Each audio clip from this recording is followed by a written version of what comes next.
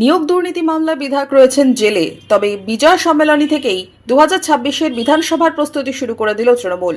বড়ুয়া দক্ষিণ ব্লক তৃণমূলের বিজয় সম্মেলনী থেকেই দলীয় নেতৃত্ব থেকে জনপ্রতিনিধিদের হুঁশিয়ারি জেলা তৃণমূল সভাপতির। রবিবার কৃষক বাজারের সভা থেকে জেলা তৃণমূল সভাপতির নিশানায় কারা?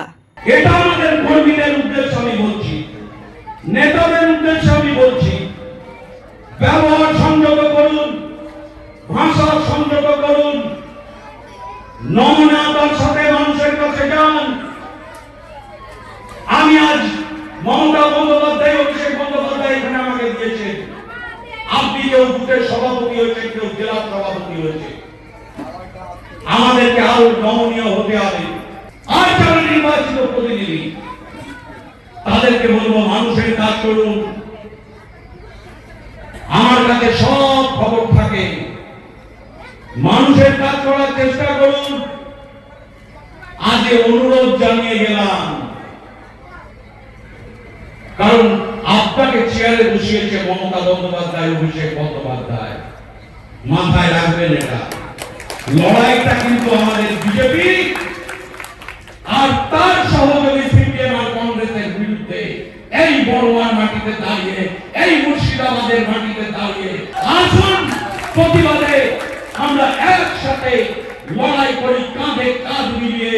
কে জেলার সভাপতি জানার দরকার নাই, সবাই মনে করবেন আমরা জেলার সভাপতি তৃণমূল কংগ্রেসে, আমরা সবাই মমতা বন্দ্যোপাধ্যায়ের সৈনিক।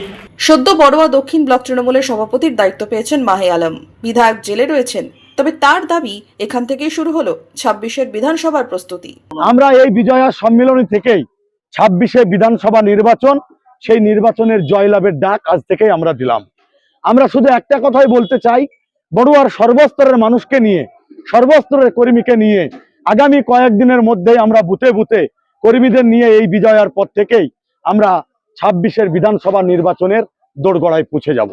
এদিন বহরমপুর মুর্শিদাবাদ সাংগঠনিক জেলা তৃণমূল সভাপতি অপূর্ব সরকার, জেলা যুব তৃণমূল সভাপতি বিশ্বদেব কর্মকার থেকে তৃণমূল নেতৃত্বের উপস্থিতিতেই এদিন বিভিন্ন রাজনৈতিক দল থেকে তৃণমূলে যোগদান করেন অনেকেই। পশ্চিম বাংলা জুড়ে মমতা ব্যানার্জি যে প্রকল্প, অভিষেক ব্যানার্জি যে প্রকল্প, সেই প্রকল্পগুলোকে আমরা মানুষের দুয়ারে দুয়ারে পৌঁছে দেওয়ার জন্য এবং তার সঙ্গে সঙ্গে আমার স্ত্রী পঞ্চায়েত সমিতির মেম্বার সঙ্গে নিয়ে একসঙ্গে স্বামী স্ত্রীতে আমরা তৃণমূল কংগ্রেসে মাহেলমের নেতৃত্বে যোগদান করলাম। লোকসভা ভোটে বড়ুয়ায় পিছিয়ে ছিল তৃণমূল, তবে বিধায়কহীন বড়ুয়ায় জেলা সভাপতির হুঁশিয়ারি কতটা কাজে লাগে এখন সেটাই দেখার।